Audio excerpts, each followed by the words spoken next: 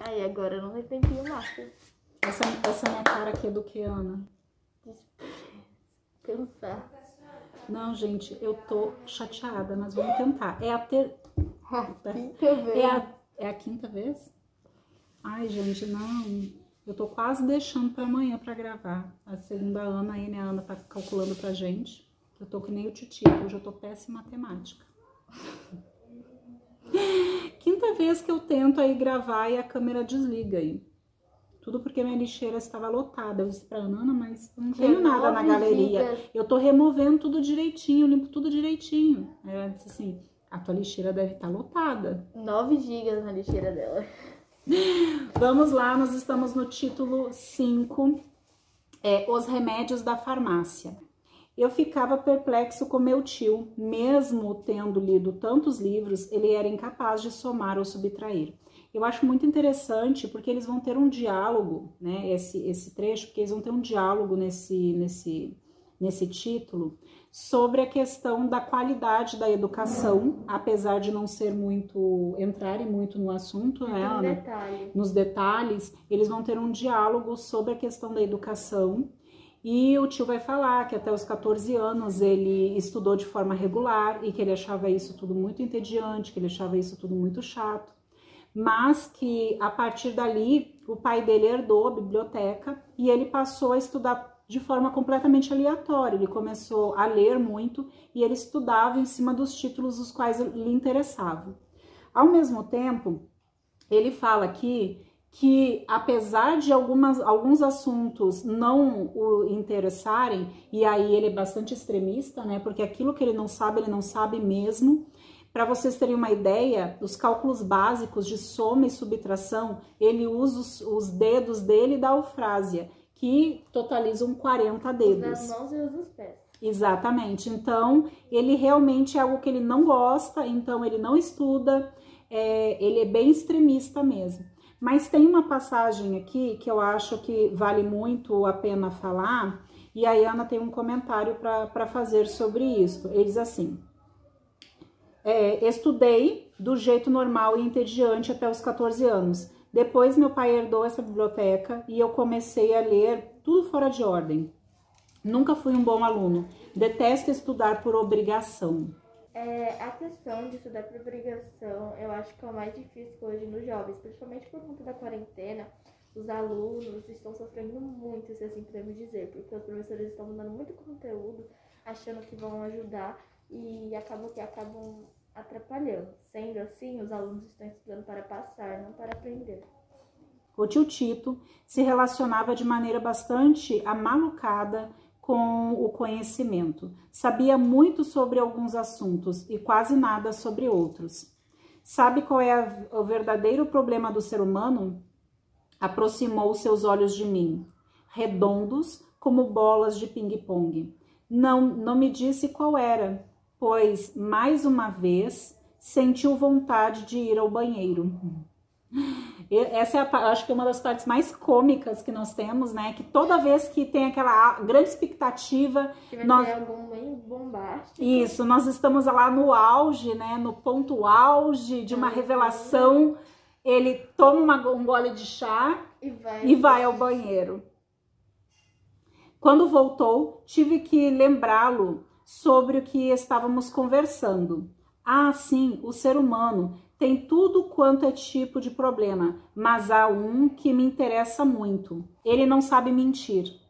Um alfaiate mede uma pessoa por fora, sem dificuldade nenhuma, mas o homem se complica na hora de medir-se por dentro.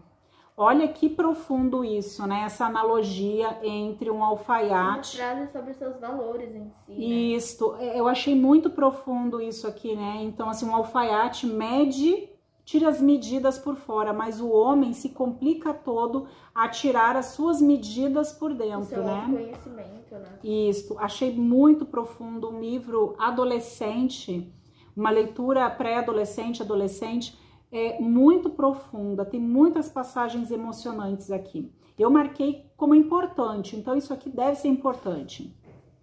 As qualificações de uma pessoa inteligente deveriam ser estas: capacidade de ligar uma ideia a outra. 10. capacidade de resumir o que aprendeu. 10. Capacidade de pensar por conta própria. 10. Isso é muito importante, inclusive vou repetir. Capacidade de pensar por conta própria. Meu tio ficou esperando alguma resposta. Como não falei nada, ele acrescentou: a mente é uma máquina de pensar. O mais importante não é forrá-la de dados, mas sim aprender a usá-la. Toda essa conversa, é muito interessante esse trechinho que eu quero ler para vocês entenderem depois dessa longa conversa de simplesmente 3 ou 4 páginas. Nós tivemos um momento em que o Juan ele se sentiu confuso. Olha o que acontece aqui, ó. O tio Tito me deixou um pouco tonto com toda aquela conversa sobre qualificações. Eu não era nem bom nem mau aluno, gostava mais de algumas coisas do que outras, mas não entendia muito bem o que significava pensar por conta própria. Quantos jovens será que se identificam com isso, né? Que vão ser verdadeiros e se identificam com isso, né? Bom, eu não sei muito bem o que é pensar por conta própria. Será que esses jovens estão sendo conduzidos nas escolas a pensar por conta própria?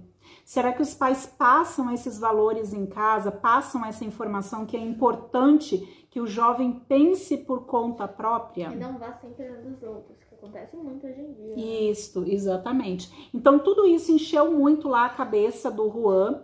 Então, pela primeira vez, Juan disse o seguinte: queria descansar um pouco da longa conversa com Tito, então pedi para ir até a farmácia telefonar. Perfeito, disse meu tio. Aproveite e compre aspirinas para mim. Há 2 dias estou com dor de uma ideia. Olha que coisa interessante. Eu acho muito legal essas sacadas, essas finalizadas que... Ele é muito criativo. Isso, né? Essas finalizadas assim de conversas, de diálogos, eu amo, tô amando. Eu me senti muito bem ao sair para a rua, escutar ruídos, ver carros, e me senti ainda melhor quando entrei na farmácia. Sempre gostei do cheiro de álcool misturado ao de sabonetes e xaropes. Eu não vou me alongar muito, eu vou direto ao ponto. Nessa visita, nessa saída dele para a rua, ele vai conhecer a Catarina. Entre os diálogos com a Catarina e com o tio nesse capítulo, eu quis focar mais nos diálogos com o tio, porque a Catarina vai ter muita coisa pela frente com a Catarina, para não se alongar tanto no vídeo. Então, aqui, nesse capítulo, ele vai conhecer a Catarina. Inclusive, não é muito bem detalhado os personagens, né? A forma física dos personagens, a não ser o tio Tito, que eu acho que ele é bem detalhado, é o mais detalhado. Só que agora, a partir desse 5º título, ele vai detalhar bastante a Catarina. Ele vai falar de um detalhe do dente dela, do cabelo alourado, dos dedos finos e delicados pegando os remédios. Então eu vou deixar para a gente detalhar um pouco mais a Catarina nos demais capítulos.